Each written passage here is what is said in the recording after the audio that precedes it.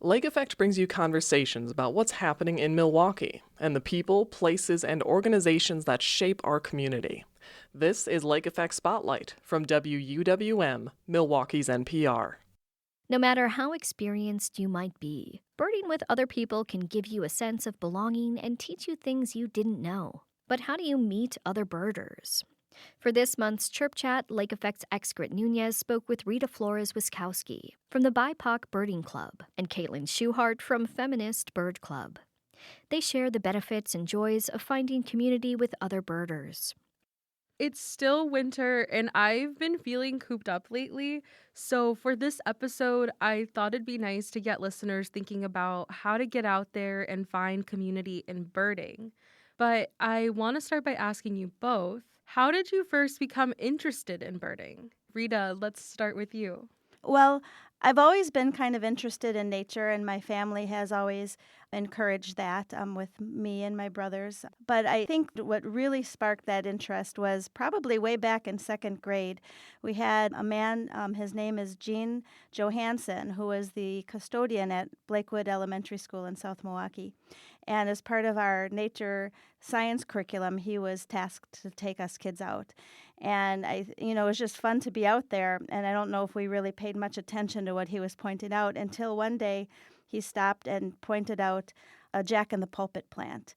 And it was the first time that it occurred to me that things in nature, if you pay attention, have beauty and names and really interesting details about them. And so then after that, we called him Mr. Joe. After that, whenever Mr. Joe would point something out, I would pay attention. And he started pointing out the chickadees and the downy woodpeckers and those kinds of things, and really sparked that interest in wanting to know the nature of these things that we're seeing and the way they act, the way they sound, and just all the details and the beauty of them. So that's what started it for me. That's so beautiful, Rita. Does Mr. Joe know this? I thought he did, and then 2 years ago, I ran into him in the park, and he was teasing me for being out there birding, and I said, "Well, this is your fault, Mr. Joe," and I reminded him of those nature walks, and he teared up.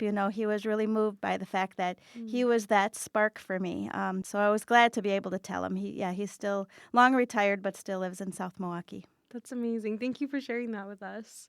Caitlin, what about you? How did you first become interested in birding? Yeah, so my interest in birding actually came through the Feminist Bird Club, where I joined at my very first bird outing. So I actually saw a flyer for the club. This was back in 2019, shortly after it had first been created. And I think it was maybe the second or third outing that they'd ever held. Before that, I could maybe name 10 birds, like sandhill cranes, American robins, like stuff that I was familiar with from just like getting outside and hiking around because I really did like to be outdoors. But I had at that time recently dropped out of grad school and I had lost kind of a community of people around me that I was seeing on a regular basis. And I was like, I need to find some friends. And so I actually put myself in a spot where I was like, maybe I'll meet cool people at this feminist bird club because that just sounds exciting to me. And it was an experience that really changed my life. In the way that Rita, you talked about, like how you start to realize that there's so much in nature, like that has names and there's stories behind it. I had that same experience on this outing where I found myself stepping into a whole new world where, the 10 species that I thought we might see turned into over 40 species in just Wow. 2 hours. And I couldn't not see birds after that. It was like the world just became different from that moment on. I got my own binoculars soon after. I started regularly attending feminist bird club events and other events in the Madison area. And yeah, that was kind of a pivotal moment for me. And it really changed my life because from that first outing, birds really kind of grabbed me and I started learning more about environmental conservation. I found a new career path after having dropped out of school. And I found a whole new community of people and of friends that are still a huge, important part of my life to this day. And I learned to explore the Madison area in a completely different way. So that one outing was such a pivotal moment for me. And it came about because I decided to go out on a group outing with a club that didn't know anything about beforehand. I took a chance on it. I love that. You're each a leader of a birding club, but how did you discover your club? Caitlin, you already answered that question. So I guess why did you decide to join in the first place? Like specifically the Feminist Bird Club? So I think part of the reason that the chapter really connected with me, and part of the reason I joined the leadership team, is to really create a more inclusive space in the birding world. So our chapter, from its very inception back in 2019, has always been about actively kind of creating a space for underrepresented identities, whether that is women that are looking for a place to connect with other women, or individuals that identify as trans or non-binary or queer or people of color. Sometimes certain folks don't always feel welcome or safe alone outdoors, or joining groups that they don't know who they're going to encounter. And having a very purposeful space for people to gather felt really important for me, and that's what drew me to joining the club and feeling like I can come here and I can be myself and I can be around other people that I know I'm going to align with. And the birds became just a huge benefit on top of that too. Absolutely. And Rita, what about you? Why did you decide to join the BIPOC Birding Club of Sure. Wisconsin?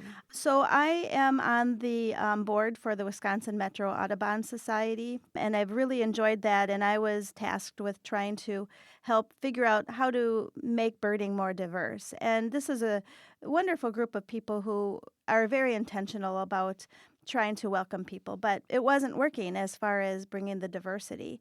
And like Caitlin said, there's like that intention with the BIPOC Birding Club. That's kind of the key, is to have a group with that intention. So when the BIPOC Birding Club started, it started with Dexter Patterson and Dr. Jeff Galligan. The two of them started this club. And I had known Jeff for probably 12 years before that. We've birded together and knew each other through the birding community. And he called me and told me what they had started and asked me if I wanted to join in the leadership. And I jumped at that opportunity because it just sounded like maybe this is the key, and it sure was. So I feel similarly into what you guys were saying of wanting to find community. So for me personally, I'm in my mid 20s and I'm learning that it's so hard to make friends as an adult. So, how would you both recommend people go about finding other people to bird with? Caitlin? Yeah. So my advice, from you might probably tell from the story that I told about how I got into the hobby, is really to go find a birding club that you feel like you connect with and go regularly.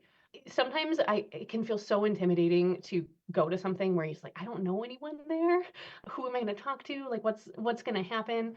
And I think for both the BIPOC Birding Club and the Feminist Bird Club in Madison, and even Southern Wisconsin Bird Alliance, like we have just an absolute like treasure trove of birding outings where you can go even if you know nothing about birds and feel like you're truly welcomed, and people are going to greet you. You're not going to feel like you're completely like siloed there by yourself just because you don't know anyone. And I think one thing that I'll add for both of us is that we also have really exciting like online communities. So if you are feeling social anxiety is a real thing. Getting out and Mm-hmm. joining a group that you don't know anyone feels a little bit difficult, but we both have really exciting online spaces where you can also connect with the groups kind of in advance and see like, is this the right environment for me? Like see what bird pictures people are sharing and things like that. I know the BIPOC Birding Club has a really wonderful Facebook group where people can connect and share their birding stories and share photos and talk about where they're going, plan meetups. The Feminist Bird Club Madison chapter has a Discord channel. So it's kind of a private online space for our community where we offer similar opportunities for people to share what they're up to. There's a channel just for planning meetups if you want to kind of go out with other people. But you can also build friendships in online spaces, and then can make it easier, I think, for you to show up at an outing when you already have a sense of like, okay, I feel like I know that this space is going to work for me. So it seems like the answer is to put yourself out there. Rita, do you have any advice to add to that? Her advice was spot on. I totally agree. Just go out there, find a group, talk to people. Conversations naturally will happen because you all have that same desire to learn, to look at birds, to enjoy nature. So it naturally happens. With the BIPOC Birding Club, when you come and you're a brand new birder, we cheer because we love that. We love the new people who are coming on. We want them to feel welcomed. We're genuinely excited about having new people and getting this hobby to be more accessible to more people. You both have really great advice. So, what do you think are some of the benefits of birding with community? Like, I'd love for you both to share that joy with me. Rita, is that okay if I start with you? Sure. Yeah, I think the benefits are really the learning opportunities. I mean, besides the community, I mean, you can really learn from other people. If they've been out there, they know how to identify the birds, they know what to watch for, what certain birds do, their behaviors, and the conversations around those unique aspects are the natural conversations as you're walking in the woods. So go out there, find a club that is welcoming, and listen and ask questions and enjoy it. I think that's the best way to go about learning. And then there's also benefit in going out by yourself. Just to kind of be out in nature on your own and to notice things on your own. Do those things too if it brings you joy. There's really no wrong way to bird. There really isn't. Absolutely. Caitlin, what about you? What do you think are some of the benefits of birding with community? Yeah, well, I want to echo a lot of the things that Rita mentioned. Like, there's a lot of benefits of growing your skills when you're going out with a group. One thing that we really try to let people know is like, even if you don't have any experience birding and you're out among a group with other people that do, like, you still have some value to add to the conversation because everyone sees and hears things so differently. Someone else's eyes might latch onto a field mark that you're not used to looking at or you didn't think to look at, or they might describe a song or a call in a way that you had never thought about. That's one of the things I love about when new birders come to our group. They have completely different ways of describing things that we sometimes are so used to describing. And that is a real value add for everyone because the more ways you have to think about those songs and those calls and those field marks, the better you become at learning them and recognizing them in all these different scenarios. Like Rita mentioned, there's a lot of like kind of like hidden work that goes into learning how to bird. Like, you not only have to think about identifying all the different types of birds, and Wisconsin has like nearly like 400 bird species that we could potentially have throughout the year. Then you have to think about what they look like in their different plumages throughout the year because they might look different in the spring and the fall. They might sing different songs. They might have different calls. There's the birds themselves, and then there's the how do I use my binoculars? How do I actually find something when I'm looking for it in a tree? The moment that you're in a group with other people, you have kind of like this really nice support system that where you can not only get guidance about how to do those things, but you also start to just like absorb all the other things that people are talking about. So when Rita was saying that these are going to be natural conversations that are coming up on the outing, like even if you're not ready to jump in and share something, you can still kind of be absorbing what other people are saying and learning how to grow those skills that you can then practice on your own. So there's so much benefit from a skill aspect, but I do think the mental health aspect of it is also such a huge thing for me personally.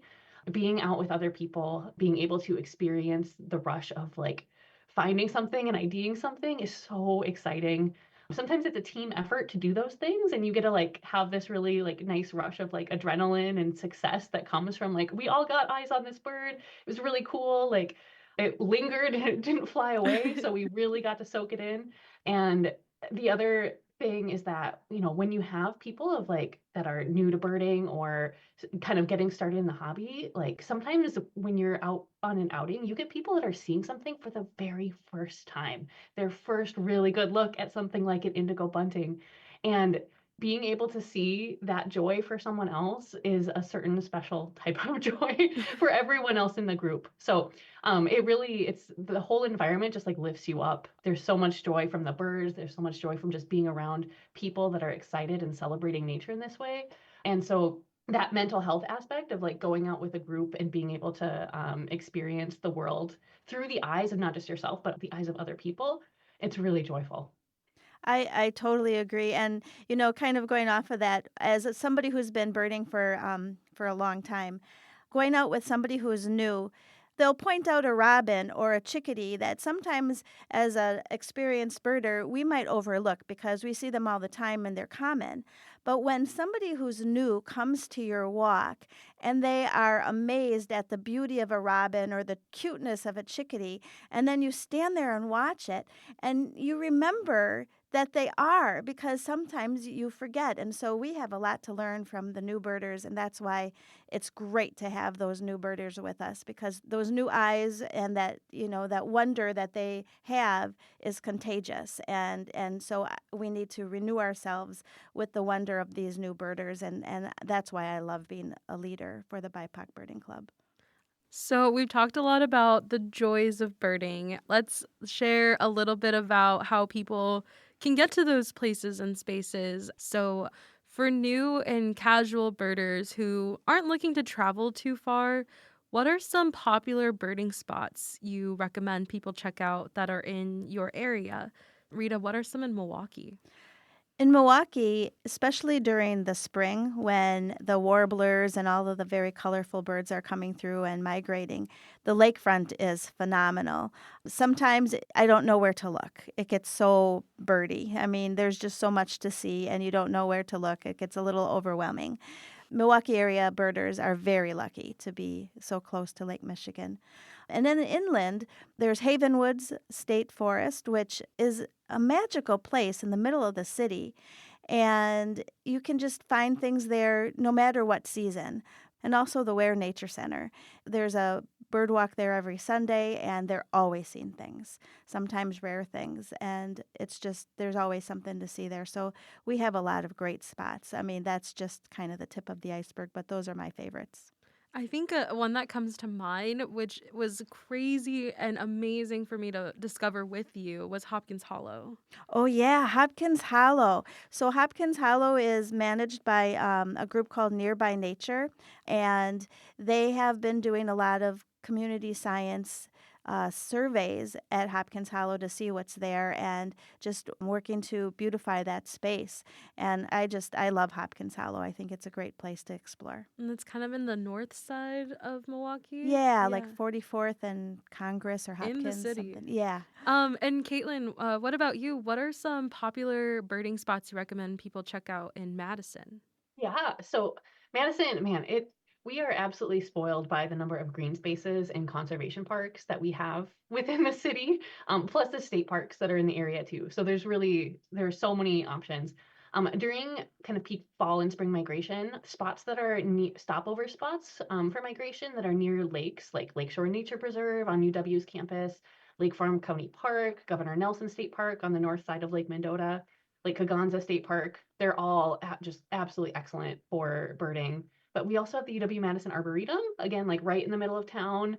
It has such a nice variety of habitat, prairies, woods, nice like springs and creeks. Nine Springs, which is a wildlife area managed by the Madison Metropolitan Sewerage District, has just like an abundance of water birds and waterfowl, herons, like just everything you want. Nine Springs is so special. That's actually the very first spot that I went birding with Feminist Bird Club, by the way. So I have a special place in my heart for Nine Springs all the time. I love that. Well, at the end of every Chirp Chat, I love for guests to shine a spotlight on a bird for the month. What's a bird that you like to highlight this month? Rita, I'll ask you first. I think, I'd like to highlight the boreal owl. It's small, it's kind of chunky, and when it flies, its wingspan isn't very big. I was very surprised at that. We were talking about community, and I met my friend. Her name is Lori, and we took a road trip to the Saxon Bog, which is in northern Minnesota. And they are having an eruption year of boreal owls, and I had never seen one before. And we were in Duluth, actually, so we hadn't even gotten to the bog. And we were walking along a very heavily used trail, and she grabbed my arm, and we didn't even know it. We were standing right underneath a boreal owl. So as we walked away, we looked at it and then gave it a little distance because you don't want to be all up in a boreal owl's, grill. But it didn't seem to mind, and it was the first time I saw one, and it was very exciting. So that's what I'm going to highlight, the boreal owl. That's amazing. Caitlin, what about you? What's a bird you'd like to spotlight this month?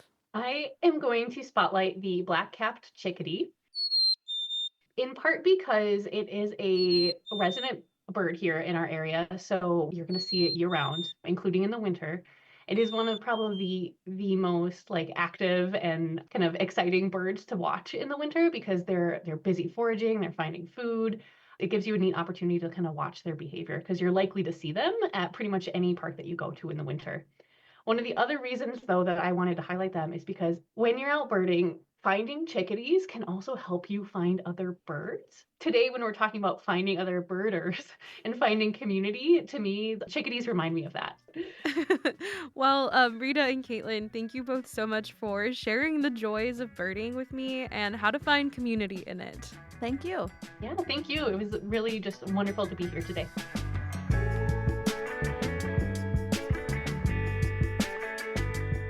Rita Flores Wiskowski is a Milwaukee area coordinator with BIPOC Birding Club of Wisconsin. Caitlin Schuhart is on the leadership team for the Madison chapter of the Feminist Bird Club. They spoke with Lake Effect's Excret Nunez for a monthly series we call Chirp Chat.